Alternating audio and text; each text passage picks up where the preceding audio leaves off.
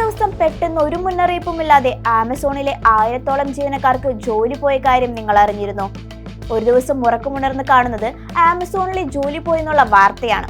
എന്താണ് പെട്ടെന്ന് ആമസോണിൽ സംഭവിച്ചത്? പറഞ്ഞുതരാം. ആമസോൺ HR-ൽ നിന്ന് ഇവർക്ക് ലഭിച്ച മെമ്മോയിൽ 90 ദിവസത്തേക്കുള്ള സാലറിയും ആനുകൂല്യങ്ങളും പിരിച്ചുവിടലിന്റെ ഭാഗമായുള്ള പാക്കേജും ഇവർക്ക് നൽകുമെന്നും പറയുന്നുണ്ട്. 14,000 കോർപ്പറേറ്റ് തസ്തികകൾ വെട്ടിക്കുറയ്ക്കുമെന്ന് ആമസോൺ പ്രഖ്യാപിച്ചതിന് പിന്നാലെയാണ് ഈ പിരിച്ചുവിടൽ ഉണ്ടായിരിക്കുന്നത്. AI-യുടെ പെട്ടെന്നുള്ള കടന്നുകയറ്റമാണ് ഇവിടെയും പ്രധാന വില്ലൻ. ആമസോൺ മാത്രമല്ല, ടെക് മേഖലയിലുടനീളം പ്രധാന കമ്പനികൾ ജീവനക്കാരെ കുറയ്ക്കുക തന്നെയാണ്. 2025-ൽ തന്നെ ഏകദേശം 15,000 തസ്തികകൾ വെട്ടിക്കുറയ്ക്കാനും പദ്ധതിയിടുന്നത്. അപ്പോൾ പറഞ്ഞു വരുന്നത് AI വഴി ആമസോണിലുള്ളവരുടെ ജോലി പോയ കാര്യമാണ്. ഇന്റർനെറ്റിനു ശേഷം നമ്മൾ കണ്ടിട്ടുള്ളതിൽ വെച്ച് ഏറ്റവും വളർന്നു വരുന്ന സാങ്കേതിക വിദ്യയാണ് ഈ തലമുറയിലെ AI. കൂടാതെ ഇത് കമ്പനികളെ മുമ്പത്തേക്കാൾ വളരെ വേഗത്തിൽ നവീകരിക്കാൻ പ്രാപ്തമാക്കുന്നുണ്ടെന്നാണ് പിരിച്ചുവിടലിന് പിന്നാലെ ആമസോൺ വൈസ് പ്രസിഡന്റ് ഗാലറ്റി പറയുന്നത്. മെറ്റയും സമാനമായ നടപടികളാണ് സ്വീകരിക്കുന്നത്.